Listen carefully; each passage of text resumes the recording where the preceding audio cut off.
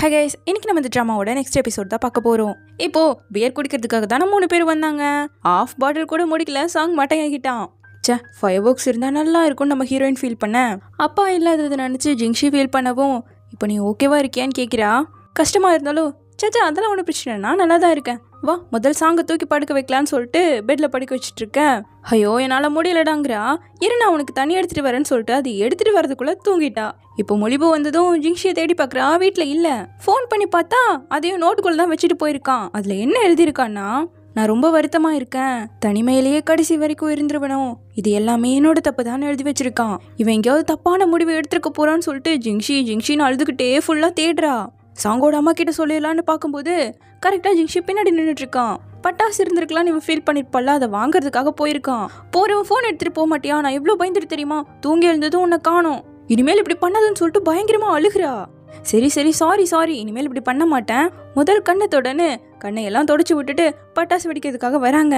அவளுக்கு கண்ணில் தண்ணியை நிற்க மாட்டேங்குது. பட்டாசு கையில வச்சுக்கிட்டு ஒருத்தர் பார்த்துக்கிட்டே உட்காந்துட்டு இருக்காங்க. ஹாப்பி நியூ இயர்னு சொல்லிட்டு ஜாலியாக வெடிக்க ஆரம்பிக்க, அன்னைக்கு எதுக்காக நான் அழுதான்னு தெரியல, ஆனா ஜிங்ஷி எனக்கு ரொம்ப முக்கியமான ஒருத்தனை மட்டும் புரிஞ்சுக்கிட்டேன்னு வாய்ஸ் ஓவர்ல சொல்றா ஹீரோயின். அவன் சந்தோஷமா இருந்தா நானும் சந்தோஷமா இருக்கேன், அவன் அப்செட் ஆனா நானுமே அப்செட் ஆயிடுறேன், அண்ட் அவன் கஷ்டப்பட்டு எனக்காக சிரிக்கிறாங்கிறது எனக்கு நல்லாவே புரியுது. இந்த சூழ்நிலையில அவனை என்னால் சமாதானப்படுத்த முடியலனாலும் அவன் பக்கம் அவனுக்காக இருக்கணும்னு நினைக்கிறேன்னு சொல்லிட்டு அப்படியே சந்தோஷமா பட்டாசை வெடிச்சிட்டு இருக்காங்க. கட் பண்ண ரிவிஷன் வந்துடுச்சு. பசங்க எல்லாரும் மாங்கன்னு படிக்க ஆரம்பிச்சுட்டாங்க. இவங்க இங்கிலீஷ் கிளாஸ் இருக்கு, வா போனுங்க, வா நானே உனக்கு இங்கிலீஷ் கத்து தரேன்னு சொல்லிட்டு படத்துக்கு கூப்பிட்டு வந்துட்டான். அவ அதை பார்த்து சிரிச்சிட்டு இருக்க, அவளையே இவன் பார்த்துட்டு இருக்கான். என்னையே நீ இப்படி பாக்குறேன்னு கேட்க, அங்க பாரு உன்ன மாதிரியே இருக்குன்னு சொல்லிட்டு டிராகனை காட்டவும் சண்டை போட்டுட்டு இருக்காங்க. முன்னாடி சீட்ல டியானு கொஞ்சம் அமைதியா இருக்கீங்களான்னு திட்ட, டே டியானு படிக்காம இங்க என்னடா பண்ணிட்டு இருக்கேன்னு கேட்க, இங்கிலீஷ் கத்துக்க தாண்டா வந்திருக்கேன்னு சொல்லிட்டு அப்படியே படத்தை பார்க்க ஆரம்பிக்கிறாங்க. நல்லா ஜாலியா அப்படியே நாட்கள் ஓட ஜிங்ஷியோ அவங்க அப்பாவோட இறப்ப மறந்து கொஞ்சம் கொஞ்சமா சிரிக்க ஆரம்பிச்சிட்டான். 2 பேருமே இப்போ படிப்புல நல்லா கான்சென்ட்ரேட் பண்ண ஆரம்பிச்சிட்டாங்க. ஏன்னா எக்ஸாம் டேவும் நெருங்கிக்கிட்டே இருக்கு இல்லையா, அடுத்த நாள் எக்ஸாமு, நைட் ஸ்டடி போயிட்டு இருக்கு. அப்போ டக்குன்னு கரண்ட் கட் ஆகிட சார் வந்து, கொஞ்சம் நான் சொல்றதை மட்டும் எல்லாரும் கேளுங்கன்னு சொல்லி எக்ஸாமுக்கு முக்கியமான கீ பாயிண்ட்ஸ் எல்லாம் சொல்லலாம்னு நினைச்சேன். ஆனா அதை விட முக்கியமான விஷயம் ஒன்று இருக்கு. இந்த 3 வருஷம் நான் உங்களை நல்லா பார்த்துக்கிட்டேன். படிப்பு மட்டுமே உங்களோட மொத்த வாழ்க்கையோ நிர்ணயம் பண்ணிடாது. உங்களோட பெஸ்ட்டை போட்டு எந்த ஒரு வருத்தமும் இல்லாம உங்களோட லைஃபை சந்தோஷமா வாழுங்க. இதுதான் எக்ஸாமுக்கு முன்னாடி நீங்க கடைசியா அட்டென்ட் பண்ற கிளாஸ். எப்பவும் சந்தோஷமா இருங்கன்னு சாரி எமோஷனலா பேச பசங்கெல்லாம் பயங்கர எமோஷனல் ஆகிட்டாங்க. ஹுவா ஜிங்ஷிக்கு தெரியாம இந்த பக்கம் திரும்பி அழுதுகிட்டு இருக்கா. டூ லியா ஜிங்ஷி டியான்னு எல்லாருக்குமே ரொம்ப வருத்தம். அப்படியே கட் பண்ண எக்ஸாம் வந்துடுச்சு. நம்ம பசங்க எல்லாருமே எக்ஸாம் எழுதிட்டு இருக்காங்க. டைமும் ஓட ஓட ஓட இவங்களும் எழுதிக்கிட்டே இருக்காங்க. அப்படியே முடிய மொத்த எக்ஸாமும் முடிஞ்சிருச்சு. பழைய புக்கெல்லாம் பாத்திரக்காரனுக்கு போடலான் இருக்கேன்னு சொல்லிட்டு ஹீரோயினோட புக்கை பார்த்துட்டு இருக்கேன். ஒரு பாக்ஸை மட்டும் தொடவே தொடாதுங்கிறா. ஏன்னா அதுல அவளோட சின்ன வயசு போட்டோ இருக்கு. அடடே சின்ன வயசுல அழகா இருக்கேன், இப்பதான் பாரு அசிங்கமா இருக்கங்க. ஏன் இப்ப என்ன குறை, என் பின்னாடி எத்தனை பசங்க சுத்தினாங்க தெரியுமாங்க. முதல்ல நீ பொண்ணு மாதிரியே நடந்துக்க மாட்டேன், இதுல உன் பின்னாடி பசங்க வேற சுத்தினாங்களா, காமெடி பண்ணாதேன்னு கலாய்க்க இவன் டென்ஷன் ஆயிட்டா. இங்க பாரு, இந்த போட்டோ இருக்க பையன் யாரு தெரியுமா, என்னோட பெஸ்ட் ஃப்ரெண்ட். சின்ன வயசுல இருந்து நாங்க 2 பேரும் ஒன்னாதான் வளர்ந்தோம். ஹேண்ட்ஸமா கைண்டா அவ்வளோ அழகா இருப்பான் தெரியுமா. இன்னைக்கு என்ன பாக்குறதுக்காக இங்க வராங்க, ஏன் இதை நீ என்கிட்ட முன்னாடியே சொல்லன்னு கேக்குறா. நீ என்கிட்ட கேட்கவே இல்லை, அதான் நானும் சொல்லலங்கும் போது கரெக்டா அந்த பையனே வந்துட்டா. நம்ம கூப்பிட இரு, நானே போய் அவனை கூப்பிட்டு வரேன்னு சொல்லிட்டு, ஓஹோ நீதான் சிஷுவோட பிரின்ஸா, நான் ஜிங்ஷி ஹுவாவோட பெஸ்ட் ஃப்ரெண்ட் நெய்பர், உன்னை விட பெரிய பையங்கிறதால என்ன பாஸ்னே கூப்பிடுன்னு சொல்லிட்டு கையை கொடுக்க, ஏஜ் ஒன்றும் முக்கியம் கிடையாது, எபிலிட்டி தான் முக்கியம்ட்டு 2 பேரும் கையை போட்டு நல்லா நசுக்கிக்கிட்டு இருக்கானுங்க. கரெக்டா ஹுவா வந்து வா போல அவனை இழுத்துட்டு போயிட்டா. இதுல வேற நான் சொன்ன மாதிரி நடிக்கணும்னு வேற ஃபோர்ஸ் பண்ணிட்டு இருக்கான் அந்த பையனை. ஜிங்ஷி கொஞ்சம் பொறாம பண்ணுங்கிறதுக்காக, ஐயோ எவ்வளவு கியூட்டா இருக்க, ஹேண்ட்ஸமா இருக்கன்னு கணத்தை பிடிச்சி கிள்றா. இந்தா உனக்கு பிடிச்ச ஃப்ரூட்னு வேற ஊட்டி விட, ஹுவா கொஞ்சம் அடக்கி வாசிக்கிறியான்னு கேக்குறான். ஏன்டா நாங்க சின்ன வயசுல இருந்தே ஃப்ரெண்ட்ஸ் தெரியும்ல, இந்த நீ சாப்பிடுன்னு திரும்ப கொடுக்க அவன் டாய்லெட் வருதுன்னு ஓடியே போயிட்டான். ஹுவா நீ பண்றது சகிக்கல, வேணும்னே பண்ற மாதிரி இருக்குன்னதும் அப்ப பாக்காதன்ட்டு இருக்கா. இவனுக்கு அப்படியே கடுப்பாகுது. இப்போ சாப்பிட உட்காந்துட்டாங்க. அம்மா எடுத்து வைக்கிறாங்க, இவளும் எடுத்து வைக்கிறான் அந்த பையனுக்கு. இதுல வந்ததுக்காக 2 நாள் இருந்துட்டு போன்னு வேற சொல்ல, ஜிங்ஷி உடனே ஆன்ட்டி பொண்ணோட இருக்கிறதுக்கு அவனுக்கு கஷ்டமா இருக்கும்ல, நைட்டு என் வீட்டுல என் கூட இருந்துக்கிட்டுமேன்னு கேட்க, இதுல என்ன இருக்கு, அவங்க 2 பேரும் கசின் தானேன்னு சொல்லவும், என்னது கசினா அப்படி சொல்லிட்டு ஓடியே போயிட்டான். இவ வேணும்னு தான் இப்படி பண்ணிருக்கான்னு தெரிஞ்சிச்சுல. என்ன 2 நாள் கழிச்சுதான் இந்த பக்கம் வர போயிட்டான் அந்த பையன் கேட்க, போயிட்டான்னு சொல்றா. நீ வேணும்னே தானே ஆக்ட் பண்ணிட்டு தெரிஞ்சிட்டு இருந்தேன், எனக்கு என்ன தெரியாதான்னு கேட்க, ஆமா நான் பொண்ணு மாதிரியே நடந்துக்கிறது இல்லைன்னு சொன்னல, அதனாலதான். சாங் நீயே சொல்லு, நான் பொண்ணா இருக்கிறதுக்கு ஒர்த்தே கிடையாதுன்னு கேட்க, நீ ஒர்த்தாதான் இருக்க, ஜிங்ஷிக்கு தான் கண்ணு தரலன்னு சொல்லிட்டு இருக்கான். அட பாவி, உன்னோட பிசினஸ்க்கு நான் ஹெல்ப் பண்ணிட்டு இருக்கடான்ட்டு ஜிங்ஷியோட புக்கை வெயிட்டுக்கு போட்டான். அது ஒர்த்தே கிடையாது. அதனால அவனோட நோட்ஸை நான் விற்க போறேன்னு சொல்லி வெப்சைட்லாம் கிரியேட் பண்ணிட்டு இருக்கான். இதுல பேர் வேற ஃபிக்ஸ் பண்ணிட்டு போங்கன்னு தாட்டி விட்டுட. சாங்க்கு கொஞ்சம் தைரியம் வந்துச்சு போல. ஹுவாவை கூப்பிட்டு ப்ரப்போஸே பண்ணிடுவான்னு பார்த்தா ஒன்னு இல்லைன்னு சொல்லிட்டான். தென் இப்போ எக்ஸாம் எல்லாம் முடிஞ்சிச்சுல, கொஞ்சம் ஜாலியாக இருக்கலாங்கிறதுக்காக ஒன்று கூட்டியிருக்காங்க. இன்டர்நெட் கஃபேக்கு போகலாம், அங்கே மூவியும் போடுவாங்க சோறும் போடுவாங்கன்னு சொல்லிட்டு இருக்கேன். முதல்ல நம்ம ஃபோட்டோ பூத்துக்கு போகலான்னு சொல்லிட்டு இவங்க 2 பேரும் ஃபோட்டோஸ் எடுத்துட்டு இருக்காங்க. அப்போது சாங்கியும் ஜிங்ஷியும் கூப்பிட்டு ஜிங்ஷி ஓவர் அப் பண்ணுறான், போடா அப்படின்ட்டு சாங்கோட நின்று ஃபோட்டோ எடுக்கும்போது டியான் நான் உனக்கு இன்னொரு டைம் ஹெல்ப் பண்ணுறேன்னான்ட்டு வேலண்டைன்ஸ் டே தீமை போட்டு விட்டான். என்னடா இப்படி வந்துருச்சுன்னு முழிச்சிட்டு இருக்கேன். தெரியாதனமா ஜிங்ஷியும் உள்ள பூந்துக்கிட்டான் ஃபோட்டோவில். பரவாயில்ல, இதுவும் நல்லா தான் இருக்குன்னு சொல்லிட்டு முன்னாடியே சிஷியும் இவ்வளோ இந்த இடத்துல வந்து ஃபோட்டோஸ் எல்லாம் எடுத்திருக்காங்க. அது அங்கே ஒட்ட வச்சிருக்கவும் இவளுக்கு ரொம்ப சோகமாயிடுச்சு. வீட்டில் சிஷியும் இவங்க ஒன்றா எடுத்துக்கிட்ட ஃபோட்டோவை பார்த்துட்டு தான் ரொம்ப ஃபீல் பண்ணுறா, மிஸ் பண்ணுறா. ஸோ ஃப்ரெண்ட்ஸாக இருக்கும்போது அடிக்கடி ஒரு கடையில் வந்து சாப்பிடுவாங்கல்ல, அதே கடையில் அதே ஃபோட்டோ வாங்கி அழுதுகிட்டே சாப்பிட்டுட்டு இருக்கேன். கரெக்டாக அதே இடத்துக்கு இவங்க எல்லாரும் வந்துட்டாங்க. இவங்க 2 பேரும் மாறி மாறி கண் கலங்க அவங்க எல்லாரும் சிரிக்க ஒன்று சேர்ந்தாச்சு. கட் பண்ணா இப்போ ரிசல்ட்டே வந்தாச்சு. நம்ம ஹீரோயினுக்கு ரிசல்ட்டும் வந்தாச்சு. 602 எடுத்திருக்கா. இவ ஃபார்மசி போகக்கூடாதுன்னு அப்பா அம்மாவோட விருப்பம். அதனால பாரு, அது படிக்க மார்க் பத்தாது, இந்த காலேஜ் நல்லா இல்லை, சரி வராதுன்னு சொல்லிட்டு கடைசியில அழுது நாடகம் போட்டு பிள்ளைய பக்கத்து காலேஜ்க்கு அனுப்ப பிளான் போட்டாங்க.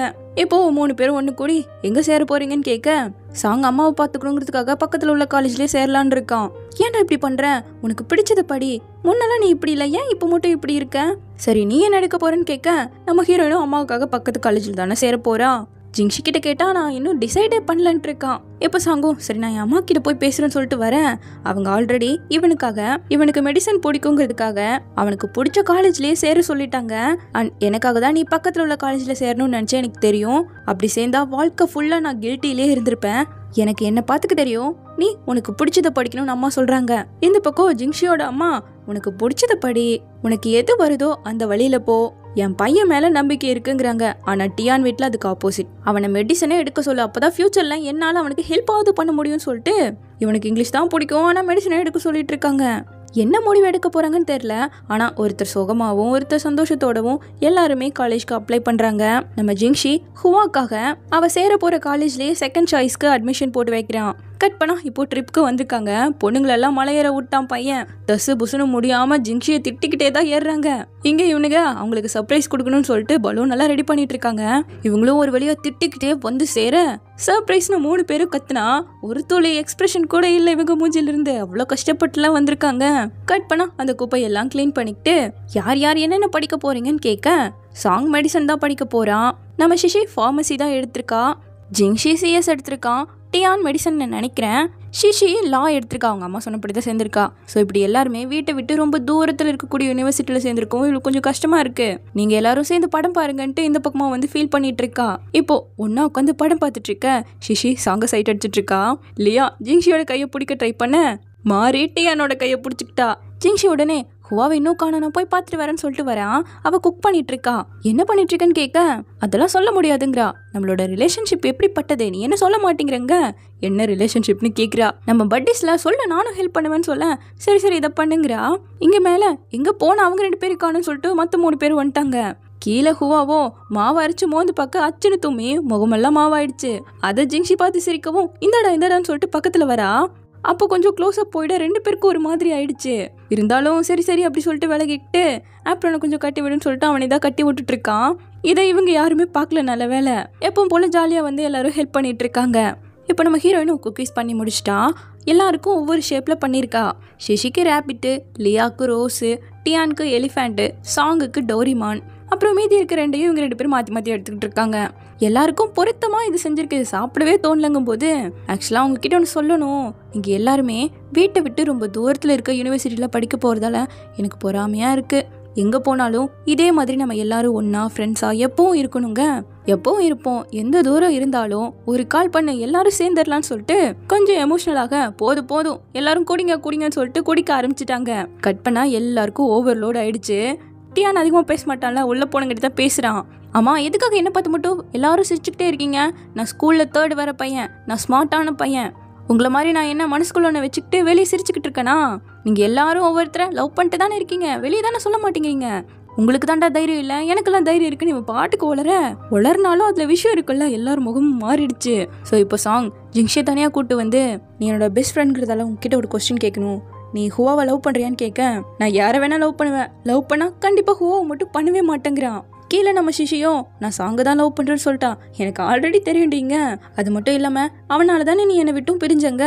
அது பாதி உண்மை. என்னை விட நீ கொஞ்சம் அவனோட க்ளோஸாக இருக்கிறதால எனக்கு பிடிக்காம இருந்தது. பட் இப்பெல்லாம் அப்படி கிடையாது, நம்ம திக் ஃப்ரெண்ட்ஸ். இருந்தாலும் ஒன்று கேட்குறேன், உனக்கு சாங்கை பிடிக்குமான்னு கேட்க, அவன் நான் எப்பவும் ஃப்ரெண்டாக தான் பார்க்குறேன்னு சொல்கிறா. சரி, ஜிங்ஷையும் சாங்கையும் ஒரே மாதிரி தான் பார்க்குறியா? இப்போ தண்ணிக்குள்ளே அவங்க 2 பேரும் மாட்டிட்டாங்கன்னா யாரை காப்பாற்றுவாங்க? என்னடி பழைய கேள்வியெல்லாம் கேட்டுட்டு இருக்கேன். எனக்கு யார் காசு தராங்களோ அவங்கள தான் காப்பாற்றுவேன்ட்டு இருக்கா. இங்கே மேலே ஜிங்ஷி வந்துட்டு ஹீரோனை லவ் பண்ணலன்னு சொல்லிட்டான்ல, அதனால அப்போது நான் அவகிட்ட போகிறேன்னு சொல்லிட்டு போக இவனுக்கு ஷாக்கு. கரெக்டாக லியா வரா ப்ரப்போஸ் பண்ணுறதுக்கு. இங்கே கீழே வந்து சாங்கோ நம்ம ஹீரோயின் கிட்ட தனியாக பேசணும்னு சொல்கிறான். என்ன பண்ணுறது, ஆசையாக இருந்த சிஷி தான் விட்டு போகிறா. மேலே லியாவும் நம்ம ஹீரோ கிட்ட ப்ரப்போஸ் பண்ணிட்டா. என்னோட பாய் ஃப்ரெண்டாக இருக்கியான்னு கேட்க அவனுக்கு பயங்கர ஷாக்கு. கீழே சாங்கும், நான் உன்னை எப்போவுமே ஸ்பெஷலாக தான் பார்த்துருக்கேன், உனக்கானவனா நான் இருக்கணும்னு ஆசைப்பட்றேன், எனக்கு உன்னை பிடிச்சிருக்குன்னு ப்ரப்போஸ் பண்ணிட்டான். இவளுக்கோ பயங்கர ஷாக்கு. நான் உன்னை எப்போவும் ஃப்ரெண்டாக தான் பார்த்துருக்கேன், எப்போவுமே ஃப்ரெண்டாக இருக்கணும்னு தான் ஆசைப்பட்றேன், என்னை மன்னிச்சிடுன்ட்டு ஓடிட்டா. இதை பார்த்து இவனுக்கு கண் கலங்க. மேலே ஹீரோவும் ரிஜெக்ட் பண்ணதால லியா அழுதுகிட்டே ஓடுறா. ஆக மொத்தம் ப்ரப்போஸ் பண்ண யாருமே ஒன்று சேரல. இப்போ சிஷியும் சாங் கிட்ட வந்து, அன்றைக்கி புக் கிராசிங் ஈவெண்ட்டில் என்னோட புக்கில் எப்போவும் உன் டைமோட நானும் இருக்கணும்னு எழுதியிருந்தியே, அதுக்கு என்ன அர்த்தம்னு கேட்க, அதை நம்ம ஜிங்ஷிக்காக தான் நான் எழுதினா, அந்த உண்மையை சொல்லாமல் அது என் ஃப்ரெண்டுக்காக தான் எழுதினேன், என்னை மன்னிச்சிடுன்ட்டு போயிட்டான். எல்லாருமே லவ் ஃபீல்டில் ஒவ்வொரு மூலையில் உட்காந்து ஃபீல் பண்ணிட்டு இருக்காங்க பாவம். இங்கே டியானும் எனக்கு மெடிசனே படிக்க பிடிக்கல, நான் மெடிசனே படிக்க மாட்டேன்ட்டு உட்காந்து அழுதுட்டு இருக்கான். ஸ்கூல் முடிச்ச மாதிரியே இவங்களோட லவ்வுக்கும் எண்டு கார்டு போட்டாங்க. ஸோ இப்படியே இந்த பார்ட் முடியுது. சீக்கிரமாக இதனோட நெக்ஸ்ட் பார்ட்டோட வந்து பார்க்குறேன். தேங்க்யூ.